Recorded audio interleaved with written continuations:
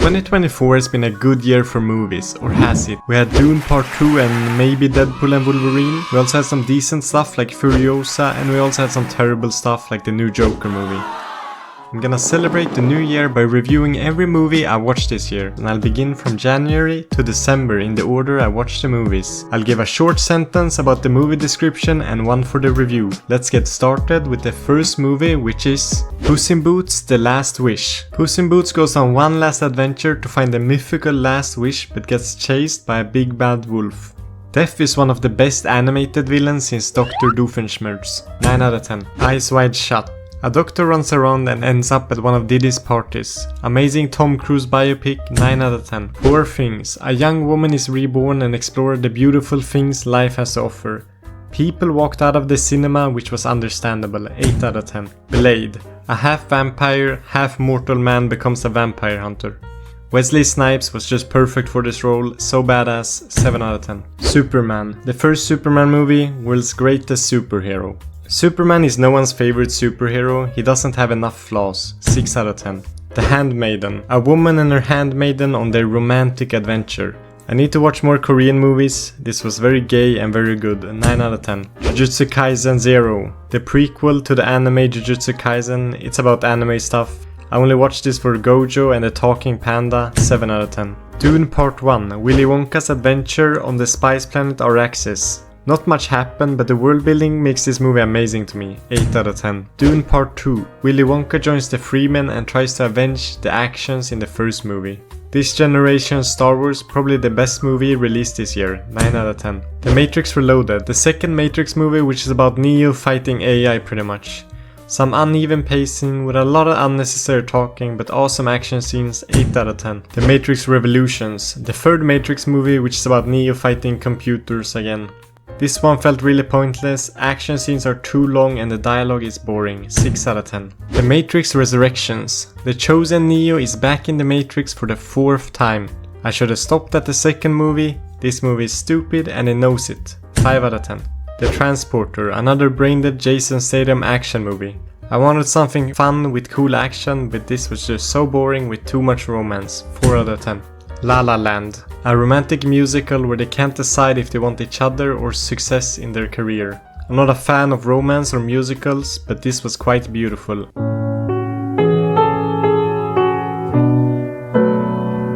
8 out of 10. Roadhouse. Jake Gyllenhaal is a bouncer in the Roadhouse remake and Conor McGregor is the villain, so... This movie is so unserious, but at least it has Jake Gyllenhaal in it, so 5 out of 10. The Lighthouse. Two lighthouse keepers try to maintain their sanity while living on a remote island. This movie was unhinged and I felt like I was going insane with them. Highly recommend it, 8 out of 10. Mission Impossible: Dead Reckoning Part 1. Ethan Hunt and his team must track down a dangerous AI before it falls into the wrong hands. These movies are too fun, just watching Tom Cruise run around and kick ass for 3 hours, 7 out of 10. Top Gun Maverick. Tom Cruise teaches a class how to fly a plane in a scary mission. This was pretty great, an intense movie with a lot of emotions behind it. I was kinda surprised, 8 out of 10. Green Book. An Italian bouncer becomes the driver for a black pianist and we get a wholesome friendship. The chemistry behind the actors makes this a charming and a good movie, 8 out of 10. 1917. A war movie about two soldiers who need to deliver an important message. This is the movie known for only having one take. It looks nice, but felt like your average war movie to me, 6 out of 10. 12 Monkeys. A convict is sent back in time to gather information about the virus that wiped out most of the human population on the planet. As a monkey lover, I was deeply disappointed there was no monkeys in this. Still has Brad Pitt in it, so 8 out of 10. Sin City. A dark, comic accurate movie with different twisted stories. One of the best adaptations of a comic ever made. Treats its source material with the greatest respect, 8 out of 10. October Sky. A coal miner's son wants to become a rocket scientist, but daddy doesn't want him to. Feels like a movie you would watch in school, but this was still a great story about motivation, 8 out of 10. American Made. Tom Cruise as an American pilot who becomes a drug runner for the CIA in the 1980s. The most American movie I've ever watched. They got drugs, guns and money laundering. 8 out of 10. The Lego Batman movie. A sad and lonely Bruce Wayne adopts an orphan as his sidekick. Honestly, the most accurate portrayal of Batman ever. This was a bit too good. Call me Dads. 9 out of 10. Ender's Game. Another Star Trek ripoff where the young genius must save the world something something.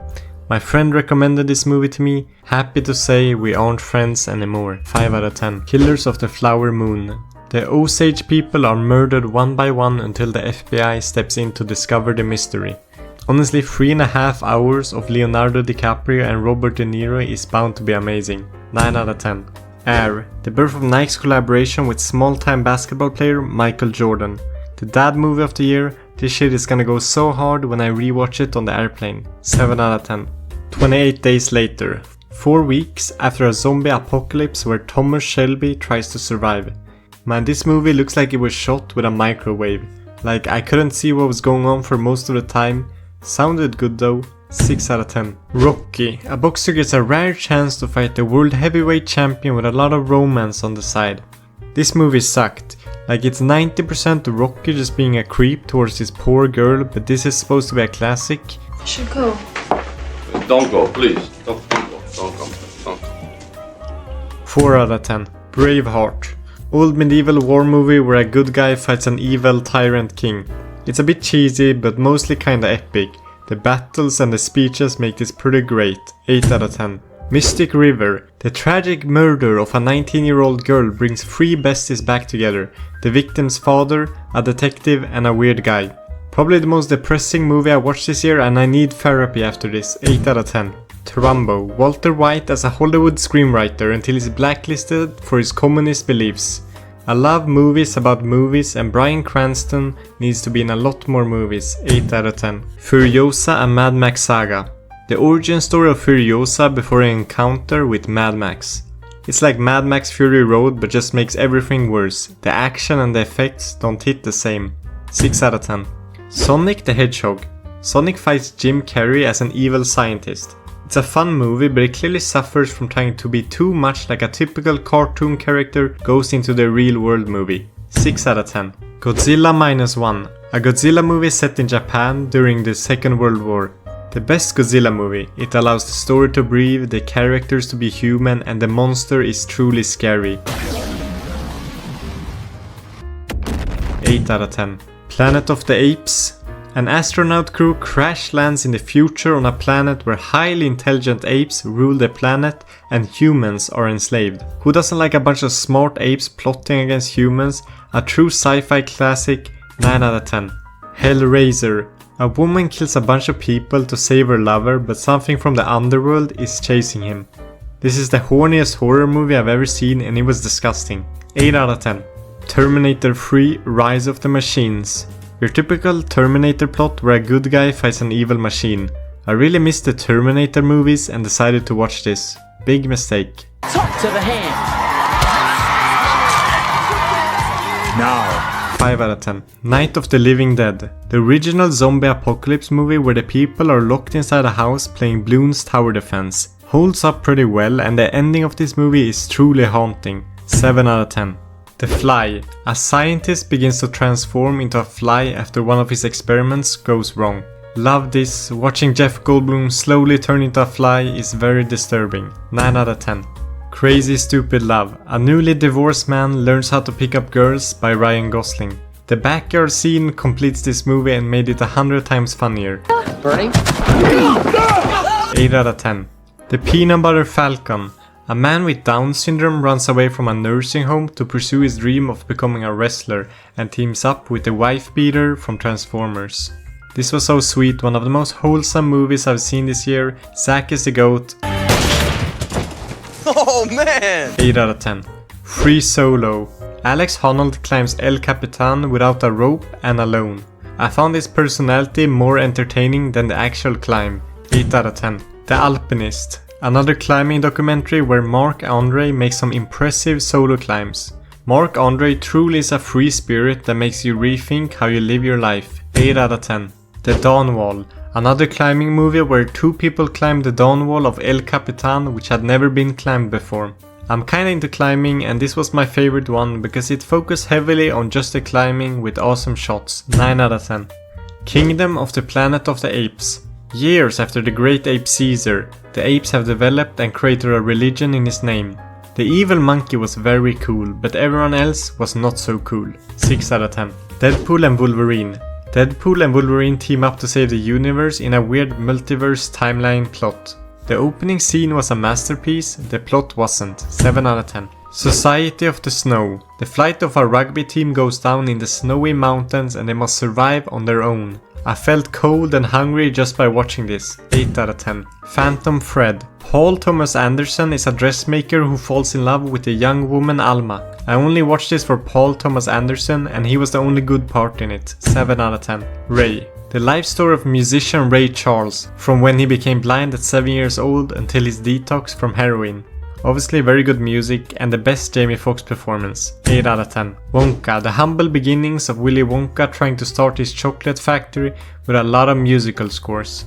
I lost my mind every time he started singing, so the entire movie pretty much. 6 out of 10. Malcolm X, the influential black Muslim leader from his early life as a gangster to being a member of the Nation of Islam.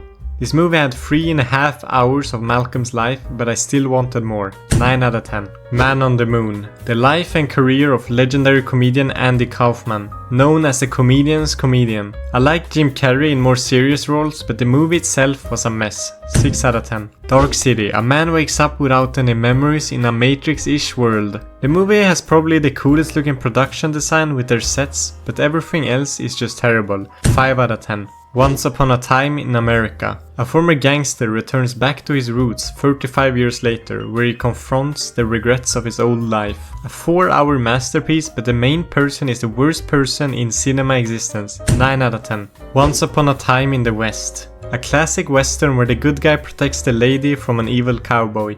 The opening scene takes the disgusting, dirty life of cowboys and turns it into an art piece. 8 out of 10.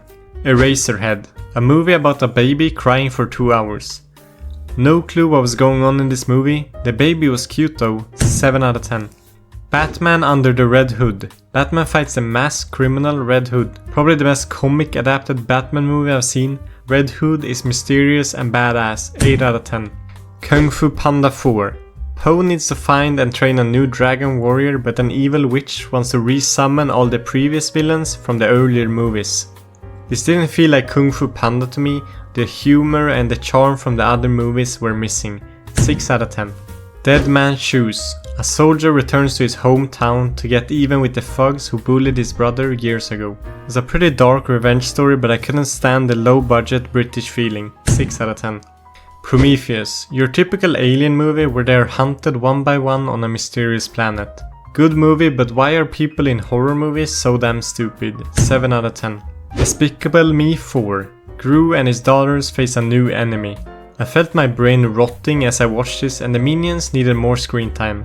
5 out of 10. This Boy's Life. The story about teenager Leonardo DiCaprio and his abusive stepfather Robert De Niro. This movie is carried by their amazing performances and chemistry together. 8 out of 10. The King of Comedy. Pretty much exactly the same plot as the first Joker movie where the comedian Rupert does anything to end up on a TV show. Incredible movie that's probably more relevant now than ever before. 9 out of 10. Joker 2. The Joker meets the love of his life, Harley Quinn, in Arkham Hospital.